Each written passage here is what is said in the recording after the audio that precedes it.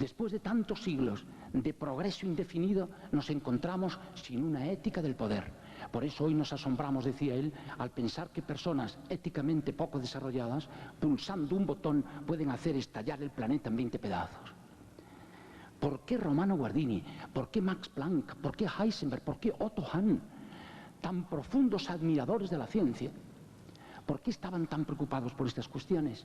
Ah, mis queridos amigos, porque tenían muy viva ante la mente, todos ellos, la quiebra del mito del eterno progreso, que era el que había determinado el impulso investigador de toda la edad moderna, 4 siglos de investigación. ¿En qué consiste esta quiebra clamorosa, podríamos decir catastrófica, del mito del eterno progreso? Vamos a verlo rápidamente. Durante 4 siglos de edad moderna, el hombre había desarrollado la ciencia, había desarrollado la técnica con un verdadero frenesí investigador, merced a la convicción de que el conocimiento teórico de tipo, sobre todo científico, produce una medida correlativa de conocimiento técnico. Y este conocimiento técnico produce un dominio correlativo de la realidad. Y con ese dominio de la realidad puede producir artefactos. Con ello produce confort, bienestar y por tanto felicidad. Vean la progresión: conocimiento teórico, conocimiento técnico, dominio de la realidad, producción de artefactos, bienestar, felicidad. Y entonces pensaron que esta progresión se podía elevar a la enésima potencia, de tal manera que un saber teórico indefinidamente elevado daría lugar a una medida correlativa de conocimiento técnico, dominio de la realidad, producción de artefactos, confort, bienestar y felicidad. Es decir, se pensaba que a una medida de saber teórico correspondía una medida correlativa de felicidad. De aquí el mito del eterno progreso. Se pensaba que el progreso era lineal y constantemente creciente. Ahora bien, en la Primera Guerra Mundial, 1914 a 1918, esta falsa creencia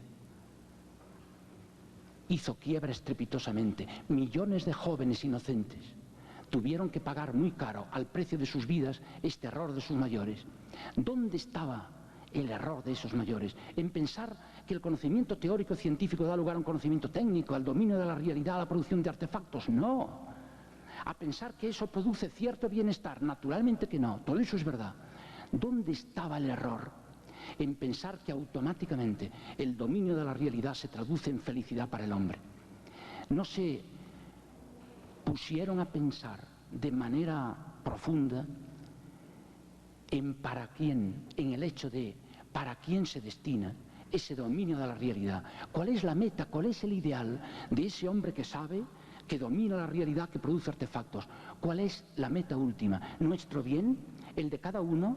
Yo quiero saber para poder, para mí, o para mi grupo. Entonces yo puedo conseguirlo. Pero el grupo de al lado dirá lo mismo, y ya tenemos a los franceses y a los alemanes enzarzados en una guerra. Queridos amigos, al final de la Primera Guerra Mundial, 1918, se produjo en toda Europa, en todo Occidente, pero pongamos en el corazón de Europa de una manera especial, porque Europa era la que más había sufrido la guerra, se produjo un verdadero clamor. Había centenares de escritores, intelectuales, cineastas que pedían como un clamor, un cambio. Créanmelo ustedes, yo he estado en Alemania varios años investigando esta década, leyéndome hasta las pequeñas hojas volantes de Romano Guardini, leyendo periódicos de la época, libros de filosofía. Todo el mundo decía, hay que cambiar. ¿Cambiar qué? El ideal. El ideal de dominar, para poseer, para disfrutar, para ser cada uno más grande, más prepotente, para dominar a los demás. Este ideal hay que cambiarlo, decían los hombres de la época, los mejores pensadores, las personas más lúcidas. Hay que cambiar ¿hacia dónde? Hacia un ideal de solidaridad, un ideal de entrega, un ideal que no destruye la ciencia, ni mucho menos la va a fomentar todo lo que pueda, ni la técnica, ni el dominio de la realidad. Lo único que va a hacer es cambiar el ideal, la meta última. Todo eso no va a servir para dominar a los demás, sino para crear con ellos una sociedad mejor, más solidaria, más justa. Hay que cambiar. Lean ustedes, por ejemplo, a Martin Buber, Ebner, Rosenzweig, Lacroix, Romano Guardini, Jaspers, Heidegger, Marcel, qué sé yo, cientos de autores. Todos ellos coinciden en una sola idea: hay que cambiar. Pasar, como decía Heidegger, de la vida inauténtica a la vida auténtica, de la vida de dominio a la vida de creatividad. Hay que cambiar. Pero no se cambió. Ciertos grupos, piensen ustedes, por ejemplo, los grupos de filósofos como los filósofos personalistas, sí cambiaron, o por lo menos intentaron hacerlo. Ciertas personas, ciertos grupos lo hicieron, pero la sociedad y sus dirigentes no cambiaron, y sobrevino la segunda hecatombe mundial. No podía ser menos. Se siguió fomentando la ciencia y la técnica con un espíritu egoísta, con un ideal de dominio y de posesión. Y después de la Segunda Guerra Mundial, antes les he recordado la anécdota de Heisenberg, ocurrió lo mismo. Volvió a haber un clamor pidiendo un cambio, un giro en todas nuestras coordenadas mentales y sentimentales y volitivas, un giro de toda la persona, y no se realizó ese giro. Y la humanidad siguió pendiente de la Guerra Fría y enzarzada en multitud de conflictos regionales tremendamente graves. No cambió. Yo recuerdo que Romano Guardini nos decía muchas veces: no se pueden ustedes imaginar, queridos amigos, cómo encontré yo, después de la Primera Guerra Mundial, a la juventud alemana, allá por los años 30. La juventud alemana, que de por sí es enormemente vital, poderosa, fuerte, decía Romano Guardini, no tenía más que un ideal en la vida: encerrarse en las cervecerías, espesar el aire con el humo del tabaco, embriagarse de cerveza y jugar a las cartas. Usted no se imagina una juventud sin ideal, naturalmente.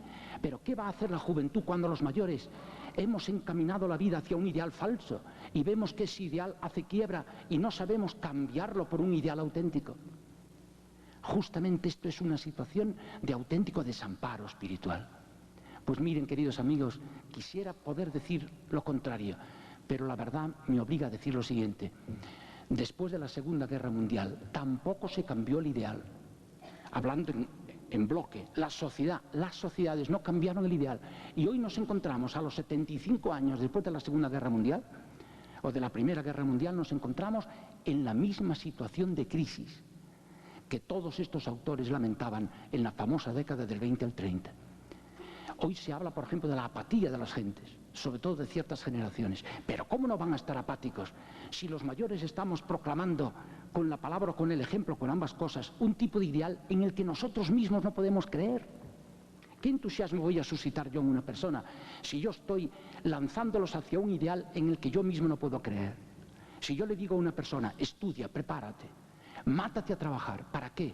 Para situarte bien en la vida, para ganar dinero, para pasarlo bien, para tener fama. Puedo tener buena voluntad al dar ese consejo, pero estoy encaminando a ese joven por un camino equivocado. Le estoy lanzando hacia el viejo ideal del dominio, de la posesión, del disfrute individual. Pero si yo le digo: joven, eres un privilegiado porque puedes estudiar, mátate a trabajar, prepárate bien. ¿Para qué? Para situarte en la vida, para poder ser un líder para los demás, para poder guiar a los demás. ¿Hacia dónde? Hacia una sociedad más generosa, más justa, una sociedad en la que valga la pena vivir y morir. Yo tengo buena voluntad también para ese joven, y al decir esto creo que no me estoy equivocando. Estoy orientando hacia este joven, hacia el ideal de la generosidad y la unidad. Este es el ideal que nos puede hacer felices. Ahora bien,